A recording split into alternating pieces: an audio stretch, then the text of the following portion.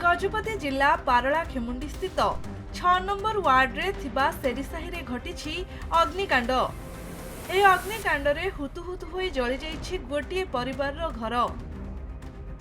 शुक्रवार सेरीसाही रो एक टीन घरे निया लागि जाइथिला। शॉर्ट सर्किट जोगु निया लागिथिबा बेले स्थानीय लोके निया को आयत्त करबाकू चेष्टा करिथिले, मात्र नियार प्रकोप अधिक थिबारु एहाकू आयत्त करबा कष्टकर होइथिला। शेषरे दमकल गाड़ी पहुंची निया को आयत्त करिथिला।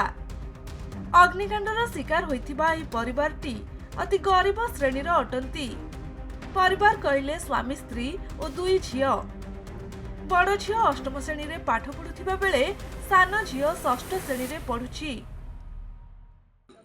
करंट साक किसी कन्ना पटा सब पुड़ी जाए सब व्यवस्था अवस्था पड़ते झील जाक कटाते अधिकार देखिकी विचार कर चाहूँ।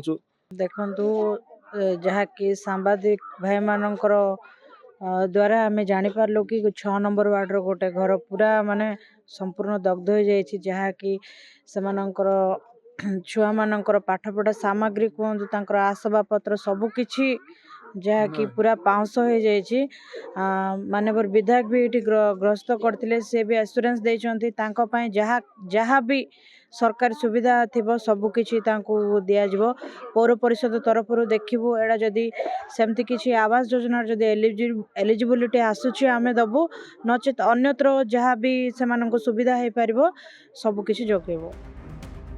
हेले पिलांको पाठपढ़ा बही समेत घरर सबु आसबाबपत्र जली पाउंश हो जाइछि।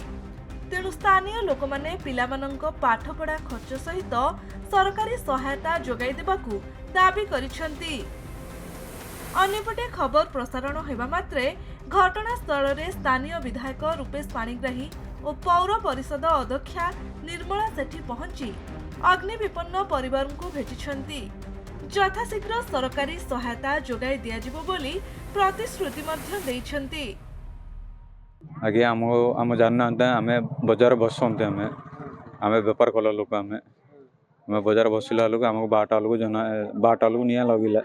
आम गोटल जनाइला लोक आम भौनी घर भौनी आगे मामू घर यहाँ भौनी रोचे निया लगे। मो भौनी 2टा भंजी मोर बड़मा सब कन्ना कपड़ा कटिया पालंग टीवी सब जलुंट आज्ञा कि खावा पीवा कि ना आज्ञा पिंधिया कन्ना भी नहीं आज्ञा। देखो आज बहुत दुखर कथा क्या आमर जो सेरी साई जो अच्छी जंगम साई तले बहुत दुखर कथा गोटे घर संपूर्ण भाव पड़ी जाइए। से इलेक्ट्रिक मीटर रू कौन है टीवी लगिकी सेटा सेज उपर पड़ी पूरा संपूर्ण भाव थिबा 3टा रूम टारे सिटी गोटे माटी गोटे रोचन 2टा झील जो 6 क्लास जड़े 8th क्लास पढ़ी। दुखर कथा कौन माने ड्रेस सहित किसी पैसा भी रखते से मैंने धारा आणिकी सीटा सहित पड़ जाइए। मत खबर जो पाइली किसी सांबादिक भाई मान थ्रु सांगे सांगे आसी पहुँचलु। मु बर्तमान तहसीलदार और ईओं सहित भी कथाई आम सांगे सांगे जहाँ भी अच्छी रेस्क्यू सेंटर को लेकिन रखापी निवेदन कर। बर्तमान से माँ देहटा भी किसी अस्वस्थ अच्छी सीडीएम कही। गजपति हेमंत प्रधान को रिपोर्ट खबर ओडिशा।